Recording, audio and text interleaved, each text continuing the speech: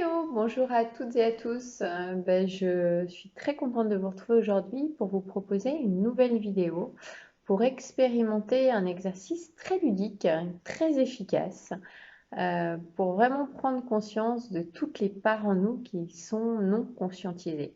Hein, je prends souvent cet exemple de boule multifacette pour dire que on a plein de parties de nous avec lesquelles on a l'habitude d'échanger, on a coutume de relationner, et puis d'autres qu'on met plutôt en déni, qu'on n'aime pas trop regarder, qu'on n'aime pas trop mettre en avant. Par exemple, quand on est face à un recruteur qui nous dit parlez-moi de vous, évidemment, on va plus mettre plus facilement en avant tous nos côtés positifs, sympas. Voilà, moi je suis plutôt quelqu'un de pugnace, je suis quelqu'un de dévoué, je suis quelqu'un de voilà tout ce qu'on a l'habitude, tout ce qu'on a entendu, toutes les injonctions auxquelles on a répondu, tout ce qui a permis en fait à nos parents de nous reconnaître et nous d'être reconnus par eux, donc tout ce qu'on a entendu, tout ce qu'on ça s'est réuni, toutes les étiquettes qu'on a projetées sur nous. Et puis évidemment, il y a des parts de nous avec lesquelles on est beaucoup moins à l'aise.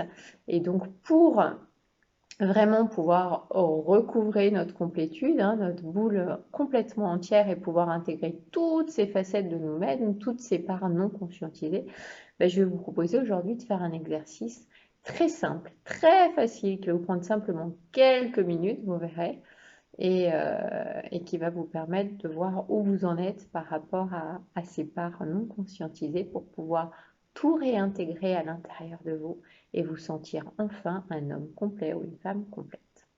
Alors, la première des choses à faire, déjà, c'est de se dire, ok, là, si je fais ça, c'est parce que je suis prête à reconsidérer, plutôt même à considérer très honnêtement toutes les personnes avec lesquelles j'ai pu porter du jugement, toutes les personnes avec lesquelles j'ai des réactions, parce que je dis souvent que quand on réagit, quand ça glisse pas, c'est qu'il y a quelque chose qui réagit en nous, quelque chose qui nous appartient en réalité, avec lequel on n'est pas à l'aise, quelque chose qu'on s'interdit, au contraire quelque chose qu'on aime mais avec lequel on n'est pas à l'aise parce que c'est quelque chose qui a été jugé dans le passé, hein, par nos proches.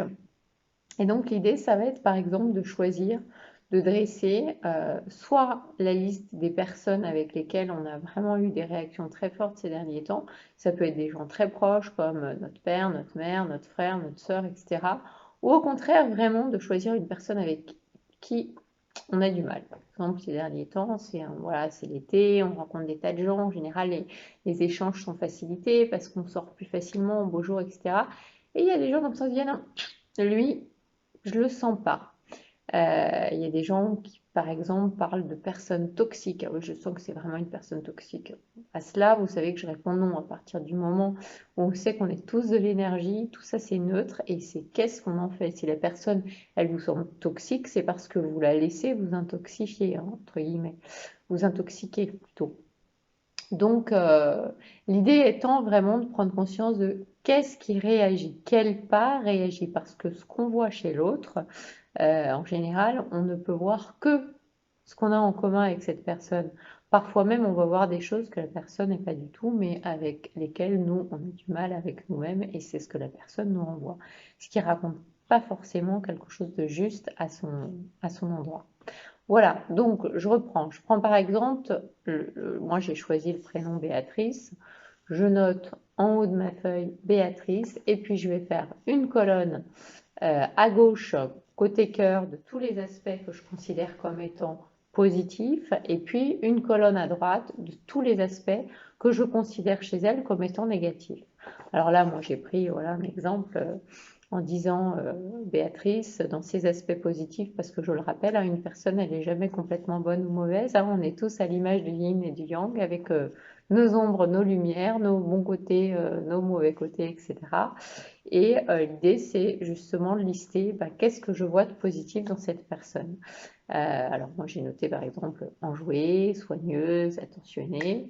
Et puis dans les aspects que je considère comme étant négatifs, j'ai mis que Béatrice, elle parlait trop fort, que je la trouvais, je sais pas moi, égoïste par exemple, ou égocentrique, sachant que c'est bien hein, d'être égocentré. Donc voilà, je vais être plutôt égoïste que égocentrique, autoritaire. Voilà, donc ça c'est des exemples d'aspects négatifs. Et puis, L'idée, ça va être de comprendre qu'à partir du moment où ça réagit chez moi, ben moi, j'ai quelque chose à comprendre puisque l'extérieur n'est que le reflet de mon intérieur. Donc à chaque fois, faire ce type d'exercice, ça permet de rentrer dans un processus énergétique qui est hyper actif et puis de comprendre que à partir du moment où il y a quelque chose que je rejette, tout ce à quoi je résiste persiste, vous le savez, c'est qu'il y a un espace à l'intérieur de moi qui a besoin d'être visité et qui a besoin d'être aimé, hein. Parce que si moi j'aimais tous les aspects de moi-même, bah, automatiquement à l'extérieur, j'aimerais exactement toutes les facettes, toutes les parts non conscientisées de moi à l'extérieur. Une fois qu'on a fait ce travail, qu'on a dressé toute la liste des aspects positifs, toute la liste des aspects négatifs, eh bien l'idée, ça va être de placer devant la colonne à gauche des aspects positifs, je m'aime quand. Donc, et là, on reprend les mêmes mots, c'est-à-dire que moi j'avais mis enjoué pour Béatrice. Je m'aime quand je suis enjouée. Là, je reconnais, bah oui, c'est vrai que quand je me vois enjouée, j'aime bien. Je m'aime quand je suis soigneuse. Ah bah oui, quand le travail est bien fait, que je soigne vraiment mon ouvrage, c'est très, très appréciable. Je m'aime quand je suis attentionnée. Ah oui, effectivement, voilà. Donc ça permet. En général, on a pas tellement de mal hein, à reconnaître nos aspects positifs, bien que quand on est très dur envers soi-même, il arrive qu'on ait beaucoup de mal à reconnaître aussi nos aspects positifs. Et puis, comme vous l'avez compris, à l'inverse, dans la polarité, sur l'aspect négatif, on va mettre je ne m'aime pas quand. Donc, je ne m'aime pas quand je parle très fort. Oui, c'est vrai, quand j'ai tendance à parler trop fort, on me dit là, ce serait bien que tu la mettes en sourdine. Je ne m'aime pas quand je suis égoïste. Ah, est-ce que vraiment j'ai l'impression d'être égoïste? Bah, c'est peut-être parce que je ne me l'autorise pas. Voilà, ou oui, effectivement, il y a des fois quand je réagis comme ça, je peux me montrer très égoïste et ça, je n'étais pas capable de le voir. Je ne m'aime pas quand je suis autoritaire. Ah oui, effectivement, parce que être autoritaire, ça me rappelle telle personne. Et donc, telle personne, on me disait que c'était très mal de se montrer autoritaire parce qu'on me racontait que c'était être dans le pouvoir, etc. Et là, je rebondis très souvent, en fait, hein, quand on tombe sur un mot, bah, surtout hein, quand on est accompagnant, c'est toujours bien non pas de donner la définition du mot à la personne, mais de lui dire, vous, derrière ce mot, vous mettez quoi? Parce qu'en fait, très souvent, les personnes qui nous ont donné des définitions à des mots, bah, c'était par exemple nos figures parentales qui elles-mêmes ont eu un sens un petit peu tronqué, galvaudé de la réelle définition du mot. Donc, entre la définition de ce qu'elle va mettre derrière le mot autoritaire, ça n'aura peut-être rien à voir avec la véritable définition du mot autoritaire. Voilà, de ce qualificatif, hein. Voilà, donc une fois qu'on a fait ça, bah, pourquoi c'est un travail qui est hyper puissant? Parce que c'est vraiment un moyen ultra simple de reconnaître toutes les parts qui nous concernent, qui parlent de nous, parce qu'à chaque fois qu'on réagit, qu'on est affecté, qu'on est gêné par le comportement d'une personne, ben, c'est toujours une projection de nos propres espaces, de nos propres facettes, de nos propres parts non conscientisées en nous. Et l'idée, en fait, en faisant cet exercice, c'est vraiment de prendre conscience que, à l'image du yin et du yang, pour qu'on soit parfaitement en équilibre, il s'agit vraiment d'être capable de reconnaître nos ombres comme notre lumière. La plupart des gens, ils veulent toujours dire, ah, je veux lutter contre mes ombres, et puis je vous l'ai déjà dit, hein, tout ce à quoi on résiste persiste. À partir du moment où on lutte contre, bah, on le renforce de l'autre côté, hein, ça fait partie des lois qui nous régissent. Et puis c'est cette compréhension que pour pouvoir rayonner pleinement notre lumière, bah, il s'agit vraiment d'apprendre à reconnaître, à intégrer bah, tous ces aspects-là qui ne sont pas forcément négatifs. En plus, hein, c'est très souvent ce qu'on nous a raconté, qu'on a rejeté.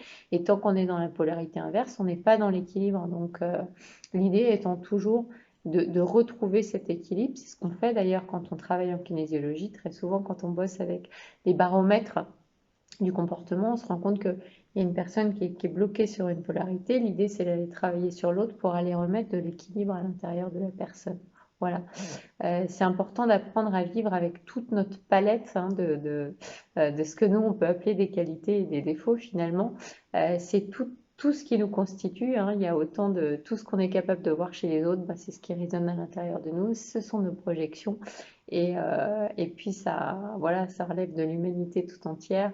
Et il faut vraiment, vraiment, enfin il s'agit vraiment, quand je dis il faut, c'est une injonction, c'est ridicule, mais c'est vraiment cette compréhension que quand on accepte pleinement, finalement d'ouvrir notre cœur à tout ce qui est, à tout ce qui existe, à tout ce qu'on a pu rejeter, juger, mettre de côté parce qu'on nous a dit que c'était mal ou parce qu'on nous a empêché de le faire ou parce que quand on l'a fait, on s'est fait réprimander, qu'on commence finalement à pouvoir voir en toute chose le bien plutôt que de regarder le mal. Et à partir de là, on peut vraiment s'ouvrir à l'amour. Voilà, c'est ça. L'important, c'est une fois de plus de se rappeler que c'est nous qui choisissons à tout moment ce qu'on a envie de regarder et tout est une question de regard que l'on pose sur le monde. Sur ce, je vous souhaite un très bel exercice, très belle expérimentation. N'hésitez pas à m'envoyer vos commentaires, à me dire s'il y a eu des révélations, des aspects négatifs dont vous n'aviez pas conscience, que vous aviez mis en déni, que vous aviez cherché à cacher. Voilà, je vous souhaite mettre beaucoup de lumière, une très très belle lumière sur toutes ces ombres pour pouvoir les réintégrer dans votre espace qui vous permettra de ne plus les juger et évidemment du coup de ne plus les rencontrer et de ne plus réagir. Très belle fin de journée. À bientôt.